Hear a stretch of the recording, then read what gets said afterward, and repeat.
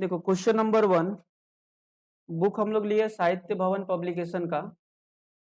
देखो question number 1 में क्या लिखा हुआ है, इनकम फ्रॉम हाउस प्रॉपर्टी का फर्स्ट क्वेश्चन है। इसमें लिखा हुआ है mister A is the owner of the house property whose municipal value is 75,000। ठीक है, ये घर का मालिक है जिसका म्युनिसिपल वैल्यू कितने का है, 75,000। ये म्युनिसिपैलिटी का वैल्यू है। Fair rent is 80,000। ठीक है, फेयर रेंट 80,000 का है, मतलब सिमिलर घर का रेंट है 80,000। Not covered by the rent control act. देखो रेंट कंट्रोल एक्ट में नहीं है, मतलब स्टैंडर्ड रेंट गिवन नहीं है। तो दो ही मेरा स्टेप नंबर 1 में आएगा, म्युनिसिपल वैल्यू और कौन सा, फेयर रेंट। ठीक है, the construction of the property was commenced on 1 जनवरी 2018। ठीक है, इसका कंस्ट्रक्शन स्टार्ट कब हुआ, घर बनना 18 में, और बन के रेडी हो गया 30 अप्रैल 2019। करेंटली हम लोग के लिए ये कोई इंपॉर्टेंट नहीं है। The building comprises of 3 units and let out to Mr. X, Y and Z। देखो ये पूरा जो बिल्डिंग है ना, ये बिल्डिंग मेरा बन के रेडी हो गया और इसके अंदर कितना यूनिट है, 3। एक X को दिए, एक Y को दिए और एक Z को दिए। ठीक है, और तीनों का तीनों क्या दिया गया, भाड़े पर दिया गया है। क्लियर है। The building comprise of 3 unit. Building के अंदर में 3 फ्लोर है या 3 रूम्स कह लो, वो 3 जन को भाड़े पे दिया, X, Y और Z को। ठीक है, and annual rent of 30,000 per unit. मतलब समझ में आया, पहले वाले यूनिट का रेंट कितने का है, 30,000।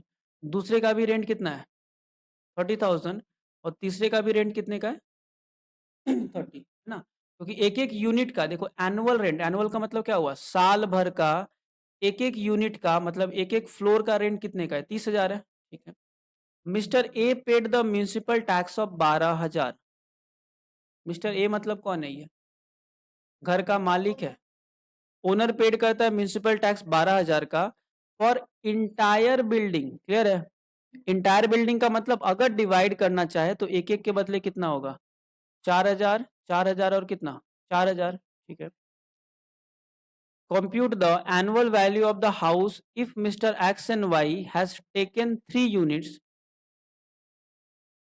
for residential purpose and Mr. Z for his business purpose। अच्छा, अब यहाँ थोड़ा कंफ्यूजन क्रिएट ये कर दिया है क्वेश्चन में कि हमको इनकम फ्रॉम हाउस प्रॉपर्टी निकालना है। अगर हम भाड़े पर तो तीनों को दिए, एक्स को भी दिए, वाई को भी दिए और जेड को भी दिए, लेकिन एक्स क्या करता है, एक्स और वाई खुद रहता है और जेड उसमें क्या करता है, बिजनेस।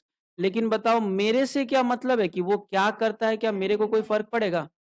मेरे लिए तो क्या है, लेट आउट है। अब वो कुछ भी करे, उसके लिए सेल्फ ऑक्युपाइड हो या बिजनेस पर्पस हो, उससे मेरे को कोई भी फर्क नहीं पड़ेगा। हम भाड़े पे दिए, बस मेरे लिए लेट आउट है, मतलब हम लेट आउट का कैलकुलेशंस करेंगे। ठीक है, तो देखो तीनों यूनिट्स का हम लोग अलग अलग ना करके एक ही बार करेंगे, क्योंकि तीनों तो लेट आउट है। और ये जो म्यूनिसिपल वैल्यू है 75,000 कॉमन, ये भी तो क्या है, कॉमन है ना। तो एक सिंपल सा फॉर्मेट बनाएंगे, पूरा स्टेप ही चलेगा हम लोग का। चलो फॉर्मेट बनाओ।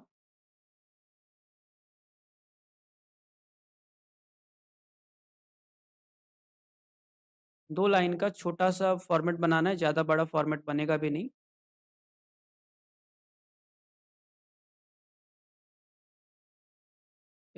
जब एक ही घर होगा या एक ही यूनिट का कैलकुलेशन करेंगे, एक ही बिल्डिंग का, तो हम लोग 2 कॉलम का यूज करेंगे। अगर 2 घर होता है ना इसका, तो फिर हम लोग 3 कॉलम का यूज करेंगे। अगर एक घर होगा तो 2 ही कॉलम लेंगे रुपीस का। अगर 2 घर होगा तो रुपीस का 3 कॉलम करना पड़ेगा। ठीक है, पहला क्वेश्चन है, हेडिंग लिख देते हैं कैलकुलेशन ऑफ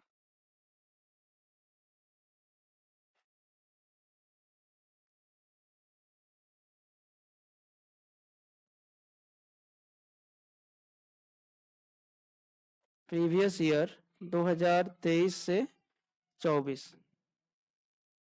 ठीक है, ये हम लोग का क्या हो जाएगा, इसका हेडिंग है ना, computation of income from house property of mister A for assessment year 24-25 relating to the previous year 23-24।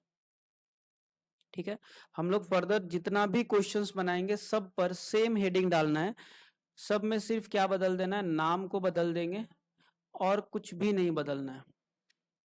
ठीक है, चलो अब हम लोग को बेसिकली स्टेप पता है। स्टेप नंबर 1 में हम लोग को क्या निकालना पड़ता है, रीजनेबल एक्सपेक्टेड रेंट। तो हम लोग स्टेप ना लिख करके डायरेक्टली लिखते हैं reasonable expected rent being higher of. जैसा हम लोग क्वेश्चन पढ़े थे, reasonable expected rent being higher of, यहाँ पर हम लोग देखे थे कि दो अमाउंट आता है पहले ए और बी में, ग्रॉस म्युनिसिपल वैल्यू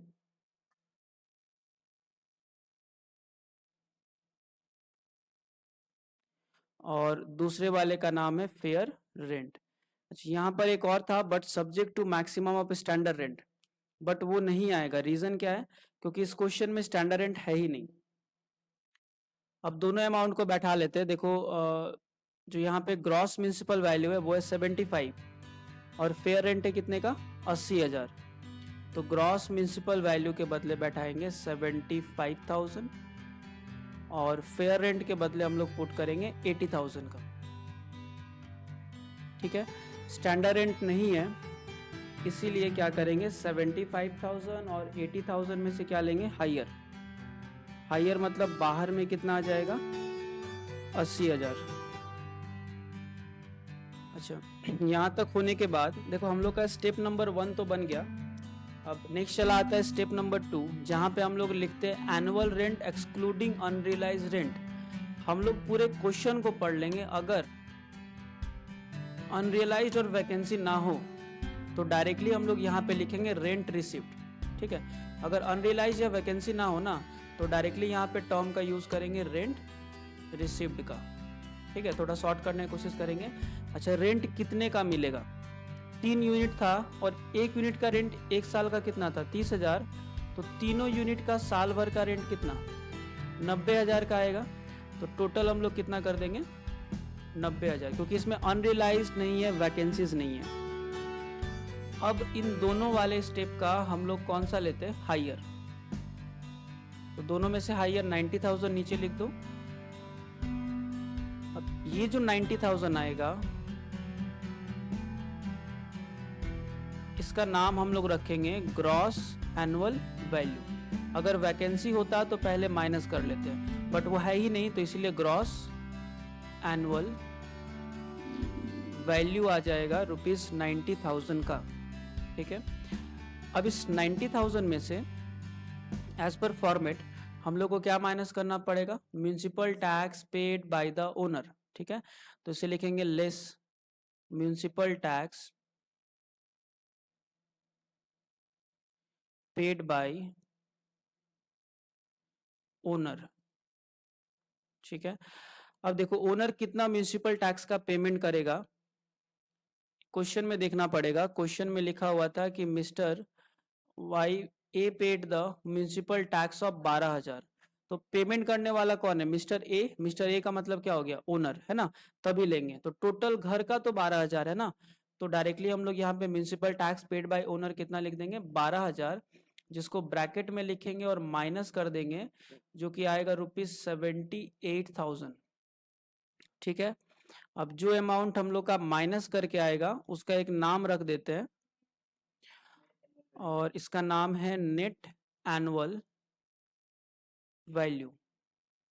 शॉर्ट में हम लोग इसको NA भी कहेंगे। नेट एनुअल वैल्यू आने के बाद हम लोग डिडक्शन प्रोवाइड करेंगे, लेस डिडक्शन अंडर सेक्शन 24 में मिलेगा। डिडक्शन जो मिलेगा सेक्शन 24 में मिलेगा। अच्छा, अब 24 में जो डिडक्शन मिलेगा इसका दो टाइप्स है। पहला मिलेगा स्टैंडर्ड डिडक्शन, जो सबके लिए है लेट आउट में, standard deduction under section 24 sub section A at the rate 30% of NAV, that is, देखो बोला गया है NAV का 30% और हम लोग का NAV आया है कितना, 78,000। तो 78,000 का 30% 23,400 रुपया। 23,400, ठीक है। एक और डिडक्शन मिलता है जिसका नाम है interest on borrowed capital. Interest on borrowed capital under section 24 subsection B. अब क्वेश्चन में हम लोग पढ़ लेंगे कि क्या इंटरेस्ट ऑन बोरोड कैपिटल है। तो इस वाले क्वेश्चन में इंटरेस्ट ऑन बोरोड कैपिटल नहीं है, इसीलिए इसका वैल्यू क्या हो गया 0। अगर क्वेश्चन में ये ना हो तो हम लोग ये वाला जो लाइन है वो लिखेंगे ही नहीं, ठीक है। चलिए इसके बाद क्या करना है, इस 23,000 प्लस 0 को ऐड करके बाहर में मतलब 23,400 और ऊपर वाले अमाउंट से क्या कर देंगे माइनस। हाँ तो इस वाले अमाउंट को माइनस करेंगे, माइनस करके आएगा 54,600, ठीक है। तो ये हम लोग का आंसर हो गया 54,600। इसके बदले हम लोग लिख देंगे इनकम फ्रॉम हाउस प्रॉपर्टी।